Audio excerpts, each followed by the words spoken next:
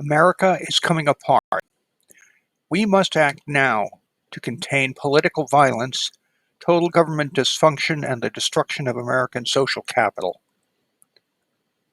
In the last several years, we have seen an unprecedented president, a violent assault on Congress to halt certification of the electoral vote count, the mainstreaming and increasing normalization of extremist rhetoric against unpopular minorities on both sides of cultural issues, an alarming rapid increase in hate crimes and sporadic political violence, lifetime relations with friends and families destroyed by the politicization of every aspect of American life. How can normie citizens respond? How can we make a positive difference in America without losing our families, our jobs, and our minds? How can we make a small contribution to addressing America's toxic polarization, or at least to not make it worse? Most important, how can we retain our decency and humanity, no matter how this American and world crisis unfolds? Please click subscribe and continue with me on this journey as I share what I've learned in weekly uploads. Thank you for your valuable time, and let's begin.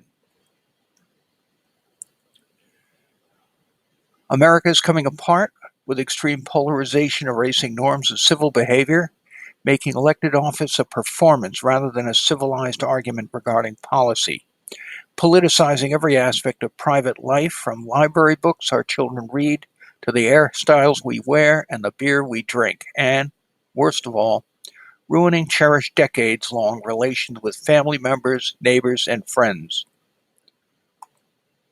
These divisions and the toxic polarization which result are accelerated by disruptive technological advances in digital communications and artificial intelligence, our addiction to doom and outrage, bad actors exploiting these technologies and human weaknesses for power and money.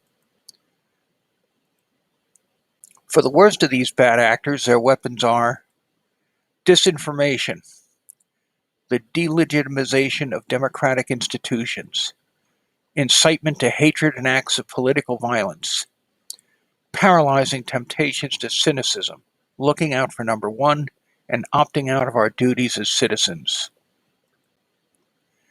Looking at individuals, we find grifters and political opportunists, politicians who are more moderate but are terrorized by their increasingly furious, energized extremist base voters, ordinary supporters like us who will hold their nose and back their team's captain because the other team's captain is made out to be Satan himself. The actions of these bad actors in government, the media, and corporations are increasingly leaving us desensitized, demoralized, disengaged, and dehumanized. The result? A crisis leaving our families as spectators to a government circus of gridlock and clownish performance at the federal, state, and local levels, and a pervasive atmosphere of fear in which our families are vulnerable to unpredictable outbreaks of lethal political violence, undermining constitutional government.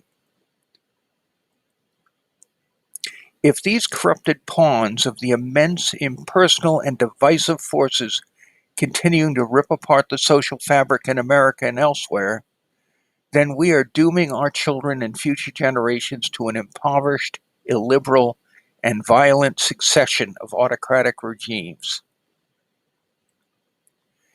But the powers ripping apart America's social fabric cannot be solved at the level of these bad actors, for it is we ourselves that empower these bad actors with our clicks, our cash, our votes, and our cable news time.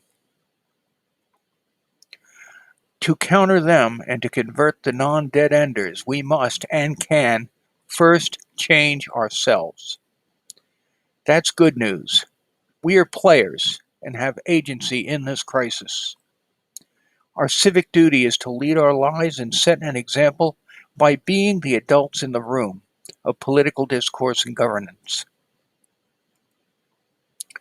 The first hard truth we must face is that our political and cultural leaders, for good or bad, do not really lead us. Except for the very few who will challenge their base voters, they reflect us.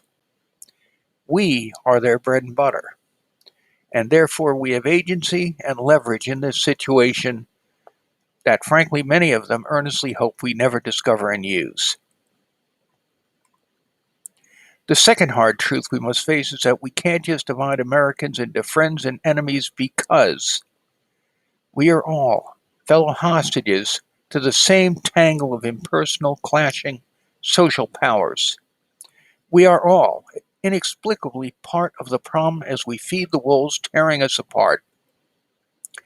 Therefore, despite being Americans on opposite sides of the culture war, we are all fellow hostages rather than enemies of each other.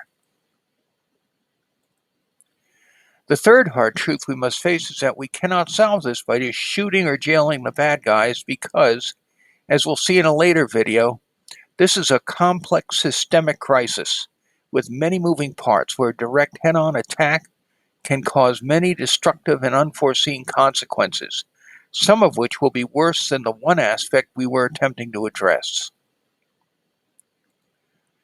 America is currently at war with its true enemy, the enemy of all free people, and that enemy is not liberal or conservative. That enemy is violence, the power of death wielded as a weapon by victims corrupted by its lure, as surely as Tolkien's Gollum and Saruman were corrupted by the Ring of Power. America is nearing a tipping point where we must decide whether we will choose our nation's way based on negotiating with adversaries and voting under the rule of law, or whether that way will be determined by the warlord or militia with the greatest capacity for violence. The emerging American conflict can be won by the exhausted majority, attempting to fulfill the duties of family, careers, and local communities.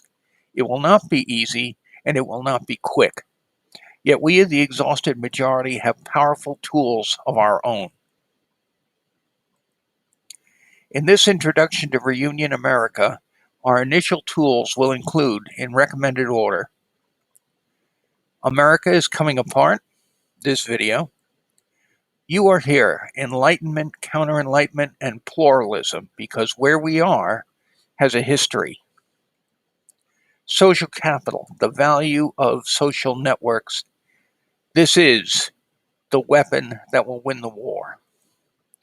Polarization, it's complicated. Again, there are lots of moving parts in this problem, and most of the direct head-on attacks merely make it worse. Social networks, bonding, bridging, and linking. How we can form tight teams, but then we can also extend outreach to other teams. And liberalism. Did the Counter-Enlightenment have a point? I am a liberal, and the video that goes with this is made by a liberal, but it takes seriously the argument we're hearing that seems to want to turn the clock back. A decision we all need to make. Is the universe a friendly place? Brain and gut, Enlightenment knowledge versus anti-elitist common sense. The folks that are going by the gut and seeming to ignore facts, well, there's a reason for it. Nature and nurture, the social construction of reality. We're born into a physical world, but also a social world. And we, just as we can change the natural world, we do change and create different social worlds. Ideology and politics. Basically, these are conflicting mental shortcuts to the good life and the good community. It sums up the good life and the good community in a brief phrase. It tends to be all encompassing and one size fits all. So next up, You Are Here, Enlightenment, Counter-Enlightenment, and Pluralism.